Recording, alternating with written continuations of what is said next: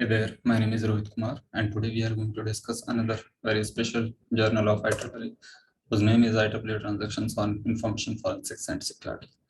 Why forensics and security has been so popular domain, and why people are so interested in publishing their work with this particular journal. So the point is, first thing that due to its high impact factor being a SCI and a Q1 journal, it's quite popular, means one of the top-notch journal of IEEE. Additionally, information security has always been in focus due to the vertical aspect of being into the focus. Means security has always been a vertical aspect. It means it has always been the part of every framework and architecture. So it gets fit at every layer into any architecture, and with respect to any protocol or service, it always remains the point of concern. So in this way, when we say that forensics is required, because we need to do the sort of analysis to get to know that what is the actual root cause of security threat or something like that. Okay. So now coming to this particular journal or transaction, we are going to see that you can see some of the metrics given here. So all of them verify that the journal is very powerful. IEEE Signal Processing Society sponsors this particular transaction, and that's why it is one of the top-notch journal of IEEE, because Signal Processing Society is a quite well-known society of IEEE. Now coming to the details of this journal, so we'll see first thing that how long the journal has been in practice. So you can see 2006 onwards it has been into practice, and till date it is functioning. And you can see that its journey is not so long but not so short also. It's moderate, and that's why in this particular span of 16 years almost, you can see that journey has been quite fruitful, because all the factors have been in the favor of publication into this particular journal. Okay, now coming down, and we are seeing this particular thing that the articles in this particular journal are printed in accordance with the IEEE PSPB operation manual, which is the default manual for the publication of articles in the different IEEE journals or transactions. Additionally, the articles are peer reviewed. So it is again a common thing. Now the important thing is that the peer review process is single blind review based. Means the reviewers do know the identity of authors, but authors don't. Okay. Now coming to the current volume or the early access. Early access means the articles have not been published but have been accepted for future versions. Okay. Current volume means the latest published article. So we are going to see the early access, because these are more recently accepted articles, and these articles will give you a fair assumption of the things. Means what sort of tools and techniques or the focuses you should consider for getting published into this particular transaction. So here you can see that the performance evaluation is the focus.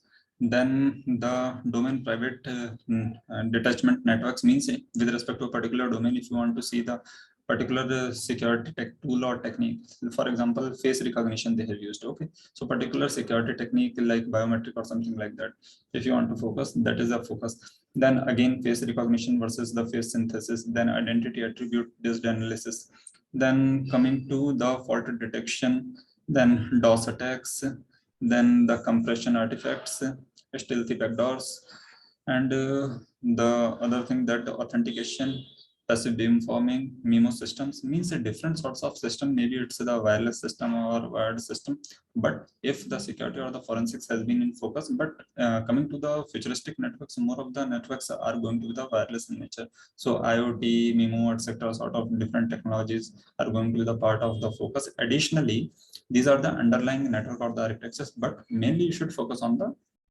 either information forensics or the security. Okay. Now you may use a different other techniques like deep learning, machine learning, etc. also for the sake of forensics or security analysis. So that is your choice. So if you have a well mix of these sort of tools or techniques, then I think it becomes a very much suitable journal for your publication. Now coming to the things, if you are a fresh author or means a fresh researcher, a kind of newbie, then you should go to the author's resources first, because author's resources will show you that how to create your manuscript ready for publication. So submission guidelines are there, means length, format, different sorts of templates, and the guidelines are provided here. Then if you are ready with your manuscript, use the submit manuscript to submit the paper. Choose the author center for the author's related tools and techniques and the related help. If you want to become a reviewer of the journal, choose this option. Some of the related information in addition to the publication, etc., you will find here. And if you want to know the open access related information, you may choose this particular option. The editor-in-chief you can see here. So Mauro Conti is the editor-in-chief, University of Padua, Italy. And some of the other editorial board members will also see. So we'll go to the about journal option, and here we have the aim and scope first. So here you can see the aim and scope covers the science, technologies and applications related to the information forensics, means information security, biometrics means including different tech tools and techniques, then the surveillance and the systems means the applications and the related features. So coming down to the publication details, so peer review is in practice. We have already discussed at this point. Then coming to the article fee, so the subscription based model is in practice, including the article processing charges, which is also very common. Then errors in published articles, if there is any problem, then you can follow these details provided here. Some of the other policies related to the publications are provided here in the form of copyright, post publication and advertising. Then the information related to this particular transaction is provided, and they are very much interested for the editorial board, because the editorial board gives you the fair assumption that what sort of activities are going on in the particular journal.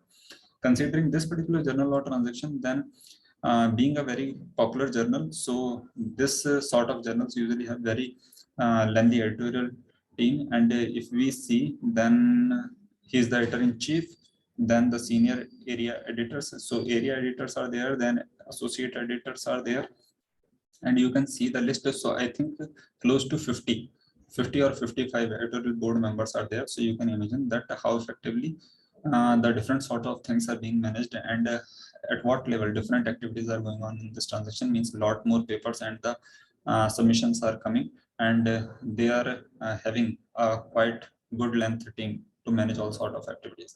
Now coming down to the sponsoring body, so here we have seen already that Signal Processing Society is the sponsoring body, and the frequency is 12. So it makes again a very fair point that if your frequency is more, then your impact factor is supposed to be more, and that's why the editorial team is supposed to be large.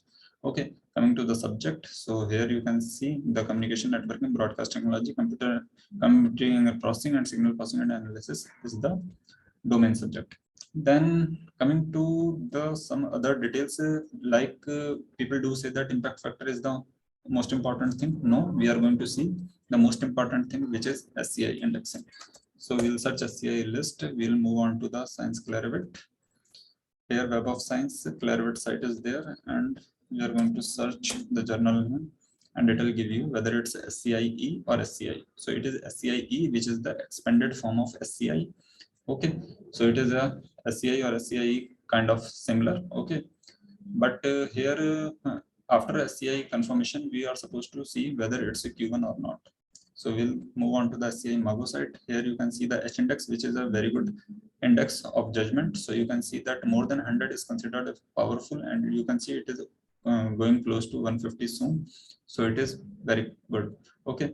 Now it's a USA journal offering two major tracks: computer science and engineering, with safety, risk, reliability, and quality, and computer networks and communications as subtracks. Okay, moving down, the coverage and the ISSN number are provided, and some of the related links. Moving on to the scope, we have already seen the scope. Now we are very much bothered about the quartiles. So you can see it's all Q1 since it's a start, and that's why it is a very good journal. So it's SCI, it's all Q1, and its impact factor is very good. So in short, I will say go for it. Okay. Additionally, if you didn't get it due to the competition or something, then you may have some other choices in the form of electronic International Journal of Digital Crime and Forensic Security and Communication Networks, International Journal of Electronic Security and Digital Forensics, and the Journal of Information Security and Applications, and some more. Okay, coming down to some of the graph related details. So SGR graph is going down in 2020, which is a matter of concern till date. Till 2019, it was very good. Then total number of documents are continuously on surge, which is very good.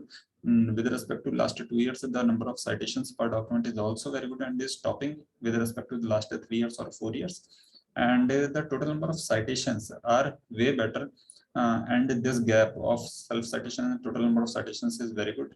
That's why you can see that the external citations and the total number of citations graph are almost mapping onto each other, which should be, and it gives a kind of ethical edge to the journal, because very less number of self citations are there, and people do see that how many self citations are there, and usually many of the means, you can say, the board members or the kind of publishers do see these things while selecting some articles, that how many self citations have been made. So people don't discuss these sort of things, but usually these things are quite important and maintain the image of a particular journal. Okay, then the international collaborations are a bit moderate, but still, again, how many authors are working independently, this makes this thing debatable. Okay. Additionally, the non-citable documents are almost nil, which is very powerful. I have seen this number at a very minimum. It's just a 2 in 2022 due to some violation. So you can see that the policies and the publication ethics are being followed very strictly. Coming to the uncited documents, so uncited documents might be there because might be very few people are working in your domain, so don't need to worry, no need to worry. And overall, all the statistics are showing that the journal is wonderful. You should go for it. Conclusively, it is a Q1 journal, and here we have already seen that it's a SCI and impact factor is more than 5, close to 7, which is very good. Coming down that when you are thinking to publish your work into such a good journal, then what are the key challenges? So the main challenge is being out of scope. So how to be in the scope? So for that, you need to be aware of the key domains or the key related areas and keywords. So I will suggest you to explore the domains of cryptography, digital image processing, computer security, then the internet sociology, machine learning, deep learning, artificial neural networks, data management, etc.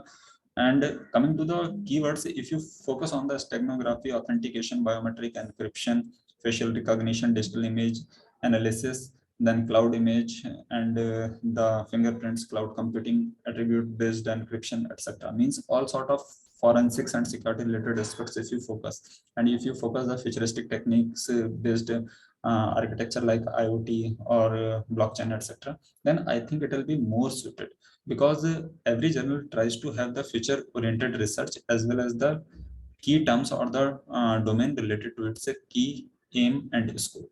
So understanding all these things, I will recommend you to go for it. Additionally, more than 140 plus countries authors have been publishing their work with this particular journal. So you can see a very good possibility of collaboration as well as guidance. Now coming to the different possibilities, means the authors of this particular journals also go for publishing in multimedia tools and applications, in neurocomputing, pattern recognition, information sciences, and the automatica, electronic imaging, etc.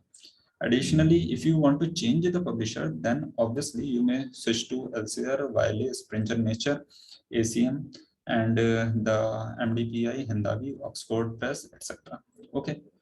And now many people do say that it's fine, but what are the key content, means how we should move on. So suppose you are a computer science engineer, so you want to do computer security based research. So from computer science, you may move into the domain of computer security, or you may move into the domain of computer network, you may move into the domain of programming or computation or operating system or graphics or anything, because security may get applied anywhere. So in computer science or inside computer security, if you focus on cryptography, you may focus on the cloud computing based security, you may focus on the ubiquitous computing based security, you may also focus on the wireless network based security, because wireless is a very popular domain and it is very popular with respect to the futuristic research, because coming networks are mostly going to be wireless only.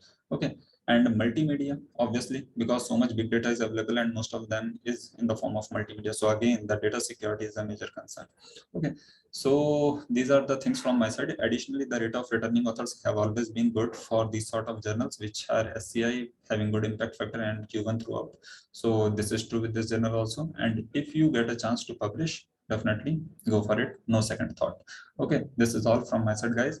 If you do think that there is something wrong or there are some glitches in the analysis, please let me know. I will definitely try to learn from that and will improve the future analysis. Thanks for watching this video. Thanks again. Happy learning.